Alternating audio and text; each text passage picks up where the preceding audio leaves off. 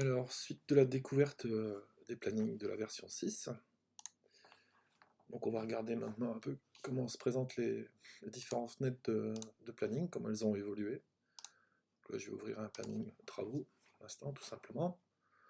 Donc la première des choses qu'il faut voir, c'est que les barres d'outils en fait ont été scindées en deux. On a une barre d'outils un peu classique dans laquelle on va retrouver les boutons imprimés, affichés, boutons enregistrés qui fait son apparition, et je dirais les boutons traditionnels de fonctions au niveau du planning, et en dessous une deuxième bande de couleurs qui en fait va être plus consacrée aux opérations sur les objets qui seront sélectionnés dans la zone planning. Hein, donc tout ça s'était mixé avant dans une seule et même barre, ce qui rendait pas les choses très attractives. Donc là c'est quand même beaucoup plus clair. Alors juste aussi un aparté sur cette barre verte, ici c'est pour matérialiser la notion de planning de référence en fait. Hein, puisque là dans les travaux, si je regarde, j'ai un seul planning de référence, c'est le exe 1, et si j'ouvre dans le même projet un autre planning, eh ben, il n'est pas planning de référence, et je le vois ici par le fait que sa bande n'est pas de la couleur du module. Hein, donc vert en l'occurrence pour les travaux. Donc là juste en passant d'un planning à l'autre, en fait je vais garder la même fenêtre ouverte, il y en a un qui est référence couleur du module avec la petite coche verte, et l'autre qui est par référence, qui va s'afficher avec la bande grise ici. Voilà, on va passer sur notre planning de référence. Et donc, oui, ici, au niveau des fonctions, donc, les fonctions qui sont présentes dans cette bande de couleurs, en fait, sont celles qui existaient. Il y en a juste une qui a été rajoutée, c'est le bouton sélectionner ici, hein, qui permet tout simplement de sélectionner en une seule opération, par exemple, toutes les tâches, tous les groupes, tous les jalons, toutes les contraintes, etc. Hein, donc ça, c'est plutôt pratique en soi. Ça permet également de sélectionner des objets en fonction de leurs caractéristiques, comme par exemple ici, je vais pouvoir sélectionner les tâches qui sont sans prédécesseur, c'est-à-dire qui n'ont pas de contraintes avant. Je ne sais pas si j'en ai d'autres, non? Ou celles qui sont sans successeur, j'en ai peut-être un peu plus. Voilà, donc ça permet de lancer des opérations, notamment le compactage, ça sert à rien de le lancer sur autre chose que des tâches qui sont sans prédécesseur. Voilà, donc on peut y accéder rapidement, et puis après il y a cette possibilité, puisque on va le voir tout à l'heure, on a une gestion plus fine des ressources, cette possibilité d'aller sélectionner toutes les tâches qui n'ont pas encore de ressources. Voilà, alors après, vous l'avez vu ici, il y a aussi cette notion de tâche invisible, c'est-à-dire qu'avant, alors avant de regarder sur la tâche invisible, on va vite fait regarder en fait,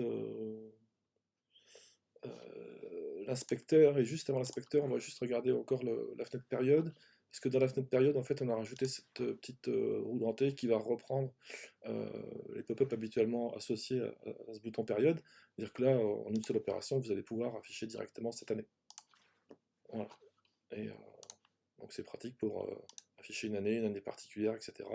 Et ensuite, tout simplement, aller balader sa zone d'affichage. Voilà, alors ici aussi, pour terminer sur les petites modifications, au niveau de l'échelle, hein, donc ça fonctionne comme avant, il y a juste, en fait, on a rajouté un pas supplémentaire quand vous partez du plus petit, hein, de l'échelle de temps la plus petite, vous voyez, on est juste en moins. Avant, quand on cliquait ici, on avait directement une échelle de temps qui était beaucoup plus grande, donc là maintenant c'est beaucoup plus fluide. On va pouvoir avancer de manière beaucoup plus fine en fonction des besoins. Voilà, en grosso modo pour cette remise en forme, je dirais, de la fenêtre planning. Donc, autre point important de la fenêtre planning, c'est que l'ancien inspecteur, qui était en fait une fenêtre indépendante, est devenu maintenant un volet, hein, comme ça se fait beaucoup. C'est-à-dire que c'est plus une fenêtre en plus du planning, c'est directement intégré à la fenêtre planning. Hein, donc c'est déjà beaucoup plus pratique à manipuler. Et donc chaque fenêtre planning va avoir son inspecteur. Donc là, si j'ouvre par exemple un planning d'organisation à côté, et je demande à afficher son inspecteur, voilà. Donc chaque fenêtre planning va avoir son inspecteur. Voilà, il n'y a plus des fenêtres qui vont se balader de gauche et de droite.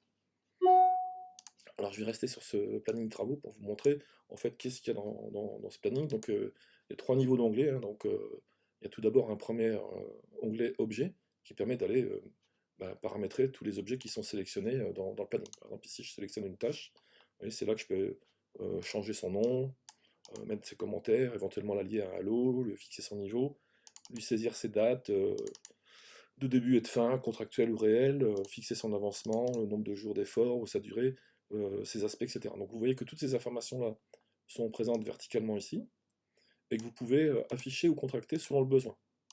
Voilà, si par exemple les connexions ça nous intéresse et les dates aussi, voilà, et que information générale on n'en a pas trop besoin, on va pouvoir contracter et afficher que ce qui nous intéresse. Autre chose importante, intéressante aussi dans cet aspect-là, c'est qu'il va matérialiser le fait qu'il y a une multisélection ou pas, et s'adapter en fonction. C'est-à-dire qu'ici, par exemple, si je me mets sur les informations générales, et je sélectionne une deuxième tâche, donc déjà vous avez un visuel orange qui vous dit que vous avez deux tâches sélectionnées, et ici il va vous réduire les champs saisissables aux seuls champs qui correspondent à cet état de sélection. Donc typiquement, quand j'ai une seule tâche, je peux changer son libellé, et quand j'en ai deux, je ne peux plus changer son libellé. Par contre, je peux encore changer de niveau, indiquer que c'est un jalon ou pas. Voilà, donc pareil, alors, tout pendant qu'il y a des champs qui restent saisissables, vous voyez, on est en orange ici, c'est-à-dire qu'il reste des choses saisissables.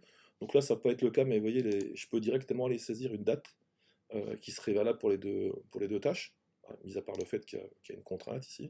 Ce que je peux faire, c'est l'enlever, faire une multisélection, et vous voyez, ici, j'ai déjà une des deux dates, donc la plus ancienne, c'est-à-dire le 17 mai, qui est rappelée ici, d'accord? Et moi, je peux saisir directement la date qui m'intéresse, par exemple le 24 mai, tac, et donc mes deux tâches vont commencer le même jour.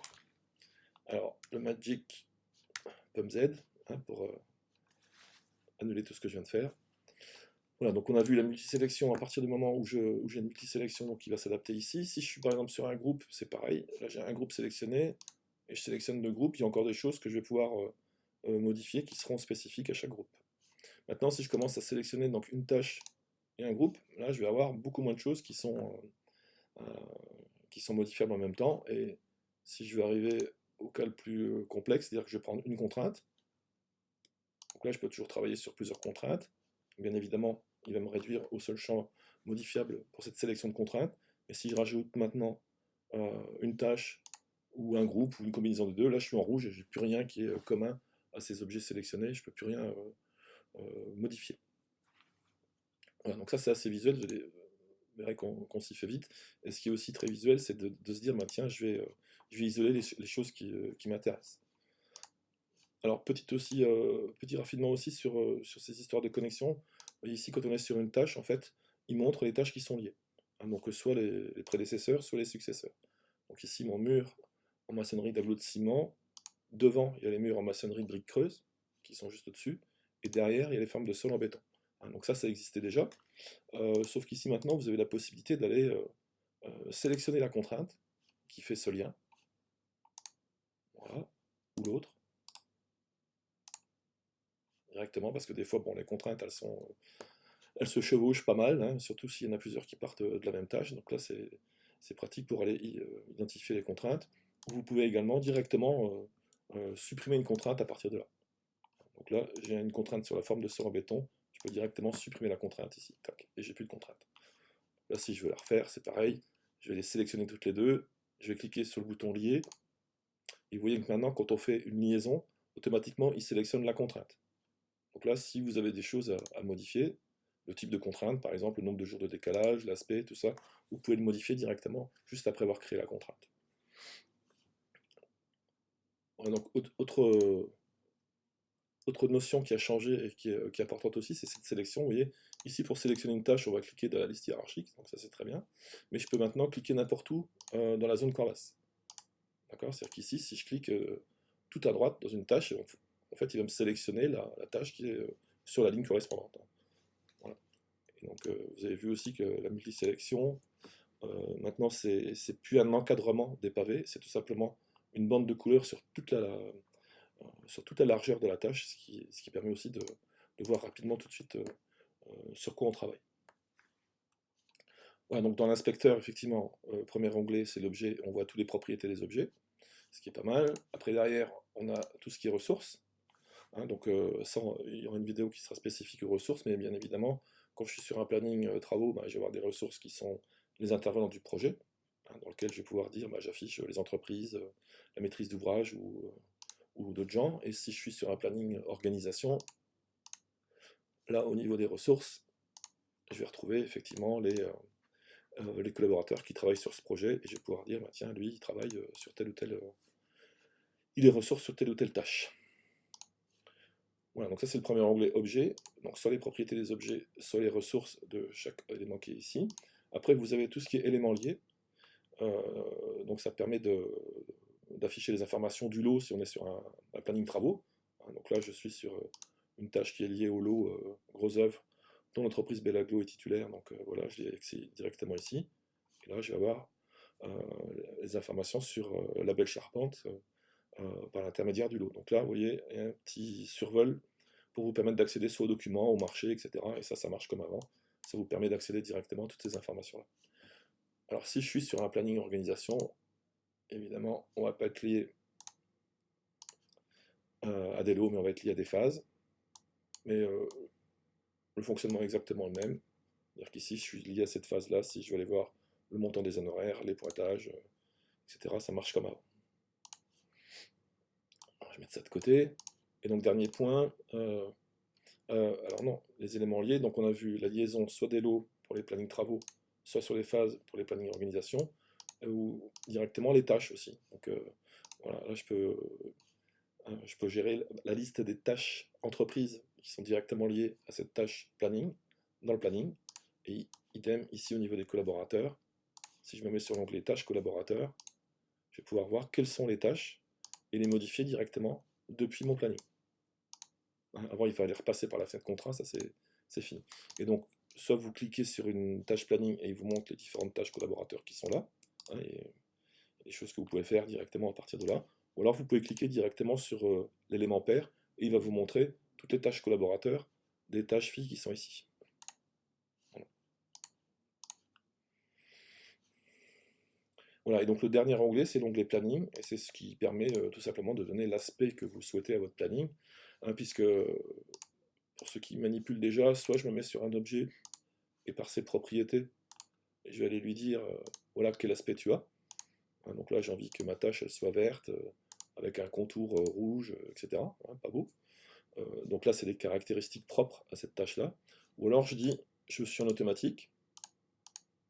Et là en fait il va prendre les couleurs, le remplissage, etc. qui sont définis dans le planning. Voilà. Comme ça c'est rempli une bonne fois pour toutes, vous voyez. J'ai mes tâches qui ont cet aspect là. J'ai mes groupes qui ont cet aspect-là, et ainsi de suite.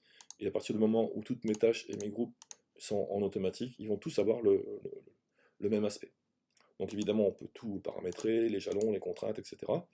Mais ce qui est plutôt pas mal aussi, c'est que maintenant, à partir de la version 6, on va pouvoir gérer ici des visuels dans des styles, comme on le fait dans les études techniques avec les styles de génération de documents. C'est-à-dire qu'ici, vous voyez, je suis sur un style qui s'appelle travaux détaillés, où c'est moi qui ai choisi de donner ces couleurs-là au pavé, d'afficher tel et tel niveau de détail, et tout simplement en changeant de style, en mettant juste travaux, tac, vous voyez, je vais avoir un visuel complètement différent. Donc les couleurs des tâches ne seront pas les mêmes. Si je vais voir dans l'onglet présentation, au niveau de la zone planning, par exemple, je ne vais pas afficher tout ce qui est contractuel, ni les jours fériés, les week-ends, etc. Tout ça, ça fait partie du style. Donc si je repasse en travaux détaillés, tac, vous voyez, automatiquement, il va me recharger tous les paramètres du planning, et il va me les recharger. Alors, ce qui est bien aussi dans ces styles-là, c'est qu'on peut quand même, dans les styles, gérer des aspects différents. Par exemple, j'ai envie que ces deux tâches-là, elles aient un aspect particulier. Vous voyez, ici, je l'ai préparé. Donc là, j'ai fait trois trucs d'exemple. Par exemple, ici, à positif, je vais demander à appliquer cet aspect-là juste à ces deux tâches-là. Voilà. Ou encore à celle-là. Voilà. Donc, vous voyez, très rapidement, on peut se prévoir des styles de tâches un peu particuliers et donc en disposer dans le planning. Par exemple, ici, j'ai envie que les trois là soient en négatif. Tac, je vais faire appliquer l'aspect. Voilà. Donc à la fois, j'ai un style pour la totalité du planning, et à la fois, j'ai la possibilité de gérer des aspects particuliers pour différents types de tâches. Voilà, donc alors ce que j'ai fait là au niveau des plannings travaux, c'est pareil. Dans mes plannings organisation, si je vais dans l'onglet planning, et je vais agrandir un peu pour qu'on y voit un peu mieux. Donc je me suis fait un style organisation détaillé et un style organisation. Là, on va afficher beaucoup moins de choses pour avoir une lecture plus simple. Voilà, donc on passe d'une à l'autre sans aucun problème. Et donc, si je fais des modifs, par exemple, j'ai envie que mes tâches elles soient en opacité 30%, donc ça va être le cas de toutes mes tâches. Si j'ai envie d'enregistrer ça dans mon style, je fais tout simplement enregistrer ici, ou alors je vais faire enregistrer sous et je vais créer un autre style, exactement de la même manière que ce qu'on le fait dans les études techniques. Alors, je vais quand même laisser mon 80% parce que j'aime bien. Voilà, et ici je vais enregistrer. Et donc je passe de l'un à l'autre comme je veux. Et vous avez remarqué aussi, donc organisation détaillée, ok, c'est ça, que dans les styles, on mémorise même la couleur de sélection. Donc là, en organisation détaillée, je suis un peu tout en bleu. Et si je passe en organisation, voilà, je fais un peu tout en vert. Et ça, c'est vous qui choisissez ici les couleurs de sélection, le fait qu'on affiche les week-ends ou pas, et ainsi de suite. Oui, parce que je pense que sur les organisations détaillées, voilà. Donc là, on ne le voit pas parce qu'on n'est pas en jour, mais si je grossis, jusqu'à afficher les jours, voilà, ici on devrait voir voilà, les jours fériés qui sont là, les week-ends, et ainsi de suite.